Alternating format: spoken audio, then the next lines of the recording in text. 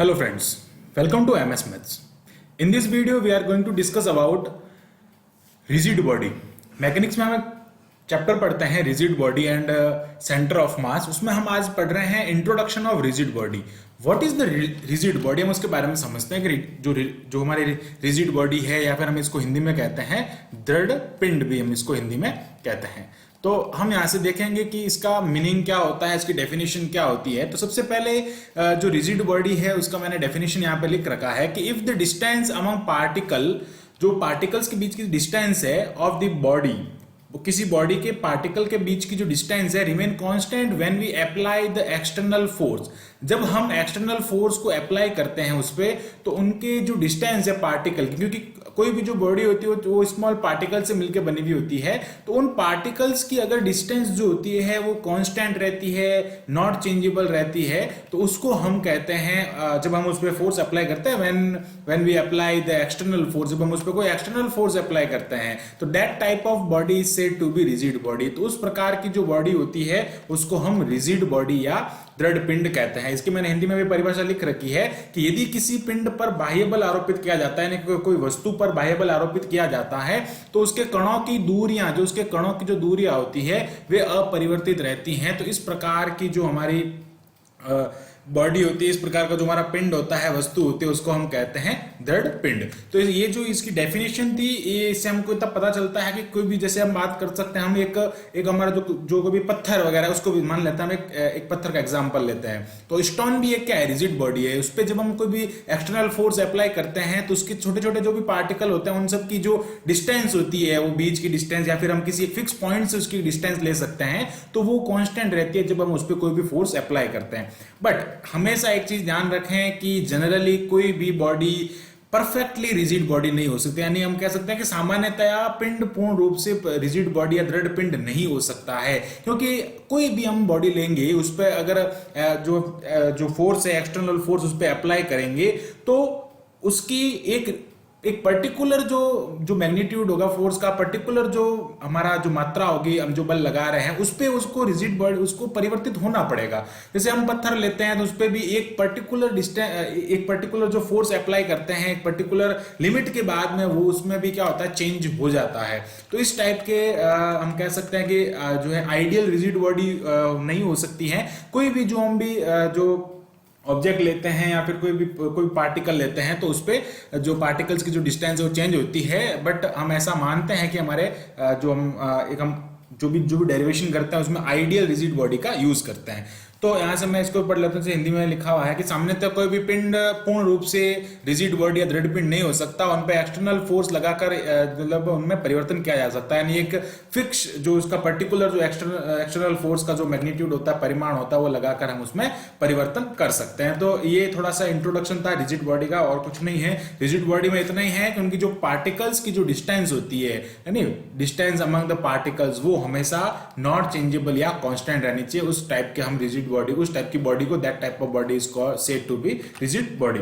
Then अब यहां से बात करते हैं कि रिजिड बॉडी में हमको आगे पढ़ना क्या होता है. तो यहां पे सबसे इंपॉर्टेंट एक आता है मोमेंट ऑफ इनर्शिया.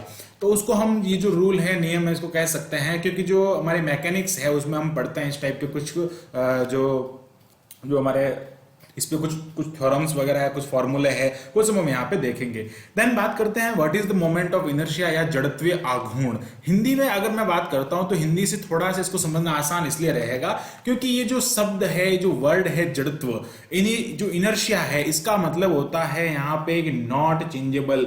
ये क्या करता है कि अब जब अब न्यूटोनियंस जो हम बात करते हैं, न्यूटोनियन मैकेनिक्स है, जिसमें न्यूटन्स के जो रूल है, जो लॉ है, उसमें अगर बात करें तो इसका मतलब होता है कि वस्तु अपनी स्थिति में, यानी ऑब्जेक्ट जो अपनी पोजीशन होती है, उस पोजीशन में जो चेंज होता है, उस चेंज को क्या करती है, वो विरोध करती है, उस चेंज का विरोध करती है, उस चेंज को वो क्या करती है, एक्सेप्ट नहीं करती है. तो यही होता है कि जड़त्व का अर्थ होता है, जड़त्व का मीनिंग यही होता है, इनर्शिया का अर्थ यही होता है कि मीनिंग ऑफ द इनर्शिया, कोई भी ऑब्जेक्ट जो होता है वो अपनी पोजीशन में चेंज का विरोध करता है, अपनी पोजीशन में चेंज के अगेंस्ट खड़ा रहता है, उसको हम कहते हैं जड़त्व। अब यहाँ पे जो रिजिड बॉडी है, इस मैकेनिक्स में जो यहाँ पे बात करते हैं कि जो भी मोमेंट ऑफ इनर्शिया होता है ये हमेशा घूर्णन गति के लिए होता है। किसके लिए होता है? ये होता है रोटेटिंग मोशन, इसको हम कहते हैं रोटेटिंग मोशन। ये हमेशा रोटेटिंग मोशन के लिए होता है, क्योंकि देखते जब भी जो रिजिड बॉडी होती है उसमें रोटेटिंग मोशन भी कह सकते हैं, इसको एंगुलर मोशन भी कहते हैं, हम इसको एंगुलर मोशन भी कहते हैं यहाँ पे। ओके,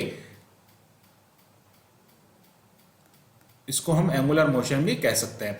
देन ये ओनली फॉर घूर्णन गति के लिए होता है। जब कोई पार्टिकल, कोई बॉडी, कोई पिंड, वस्तु, ये सब क्या करते हैं, किसी एक निश्चित अक्ष के सापेक्ष, जैसा कि आप यहाँ पे देख सकते हैं, एक पार्टिकल है जिसका मास m है, वो एक फिक्स लाइन, ये जो आपकी लाइन है, इस लाइन को हम कहते हैं फिक्स लाइन या फिक्स एक्सिस कह सकते हैं। इस एक्सिस के अराउंड जब वो मोमेंट करता है, घूमता है, तो उस टाइम पे उसमें मोमेंट ऑफ इनर्शिया प्रोड्यूस होता है। तो हम जो इसकी परफेक्ट डेफिनेशन है उस पर चलते हैं। परफेक्ट डेफिनेशन की अगर बात करता हूं मैं इसमें, कि अगर मैं लीनियर मोशन की बात करता हूं, कि लीनियर मोशन जो होता है, लीनियर मोशन में जिस टाइप से हम मास को रिप्रेजेंट करते हैं, यानी कि वहां पे हम द्रव्यमान को रिप्रेजेंट करते हैं, लीनियर मोशन में जो हमारा द्रव्यमान होता है उसका मीनिंग यहाँ रिजिड बॉडी में, घूर्णन गति में, रोटेटिंग मोशन में हम यहाँ पे द्रव्यमान जो होता है उसको हम जड़त्व के रूप में डिनोट करते हैं। ओके, मोमेंट ऑफ इनर्शिया को आई से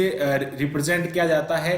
रोटेटिंग मोशन की अगर मैं बात करता हूं, कि जब पिंड का जड़त्व आघूर्ण की हम बात करेंगे उस टाइम पे हम देखेंगे कि घूर्णन गति में इसका यूज जो होता है ना, वो होता है द्रव्यमान के लिए। ओके, तो मैं यहाँ पे लिख लेता हूं घूर्णन गति के लिए। घूर्णन गति, इस घूर्णन गति का मतलब होता है रोटेटिंग मोशन। जो हमारा रोटेटिंग मोशन होता है, रोटेटिंग मोशन में घूर्णन गति के लिए जड़त्व का तात्पर्य उस वस्तु के द्रव्यमान से किया जाता है।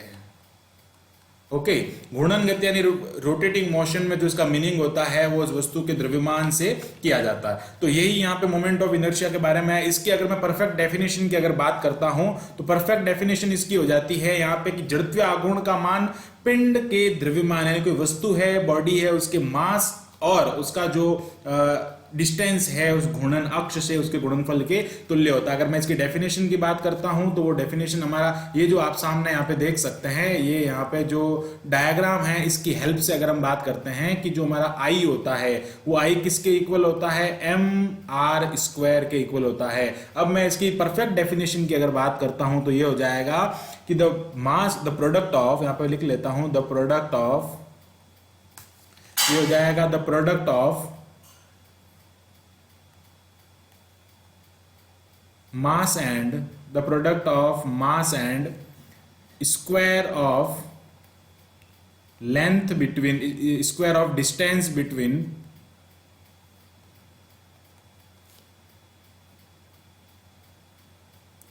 square of distance between axis and body। जो बॉडी है उसकी यहाँ पे जो डिस्टेंस है उसका स्क्वायर यहाँ पे लेना है। आर का यहाँ पे हम क्या कर रहे हैं? स्क्वायर कर रहे हैं, और यहाँ पे जो मास है उसके साथ में उसका मल्टीप्लाई कर रहे हैं। तो इस टाइप से हमारे यहाँ पे जो भी जो पार्टिकल यहाँ, जो हमारा फॉर्मूला यहाँ पे आता है उसको हम कहते हैं मोमेंट ऑफ इनर्शिया। तो इस टाइप से हम फाइंड करते हैं मोमेंट ऑफ इनर्शिया को, और ये इसका फॉर्मूला होता है, बहुत ही इंपॉर्टेंट फॉर्मूला है। और ये हम जो है वो आगे जो भी डेरिवेशंस होते हैं उनमें हम इनका यूज लेते हैं। आई होप आपको ये जो वीडियो है इसको ये समझ में आया होगा, और जो रिजिड बॉडी है वो समझ में आया होगा। एंड मैं यहाँ से आपको कह देता हूँ कि हमारा जो चैनल है उसको सब्सक्राइब करें। एंड अच्छा, एक और चीज़ मैं यहाँ से बता देता हूँ लास्ट में, कि हमने जो है छोटी सी लाइन स्किप कर दी है।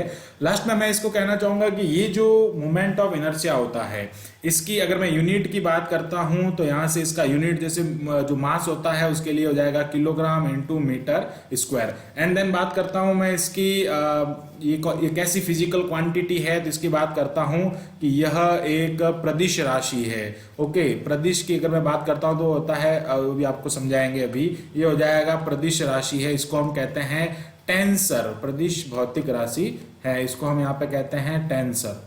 ओके, ये एक टेंसर फिजिकल क्वांटिटी है। तो अब ये समझते हैं कि ये टेंसर फिजिकल क्वांटिटी या प्रदिश भौतिक राशि कैसे है। प्रदिश का मतलब होता है कि अलग अलग दिशाओं में अलग अलग इसके मान होते हैं, यानी अलग अलग दिशाओं में अलग अलग मान होंगे। कैसे, अगर मैं बात करता हूं कि ये जो फिक्स एक्सिस है इसके अलोंग नहीं लेके मैं कोई दूसरी फिक्स एक्सिस यहां से कंसीडर कर लेता हूं। अगर मैं यहां से इस टाइप की, अगर ये जो फिक्स एक्सिस है इसका मैं यहां पे यूज करता हूं, लाइन थोड़ी सीधी नहीं बन रही है, सो सॉरी फॉर दैट। तो यहाँ पे हम बात करते हैं कि ये जो लाइन है, अगर मैं यहाँ से इसकी डिस्टेंस की बात करता हूँ तो ये आर और ये आर जरूरी नहीं है कि यहाँ पे इक्वल हो। तो इस टाइप में क्या कह सकते हैं कि इसकी जो वैल्यू है वो हमेशा चेंज होती रहेगी, यानी कि ये एक प्रदिश राशि है। अलग अलग दिशाओं की अगर यहाँ पे बात करेंगे, अगर मैं जो इसकी डायरेक्शन है वो चेंज करता हूँ तो यहाँ पे जो इसका जो मास है वो चेंज होता रहेगा, या फिर जो मास है वो इक्वल है तो इसका जो मोमेंट ऑफ इनर्शिया है उसकी वैल्यू यहाँ पे चेंज होती रहेगी। इसलिए हम इसको एक प्रदिश राशि या फिर टेंसर फिजिकल क्वांटिटी कहते हैं। आई होप आपको यहां तक पूरा क्लियर होगा। So thanks for watching this video, keep watching MH maths and subscribe the channel MS maths.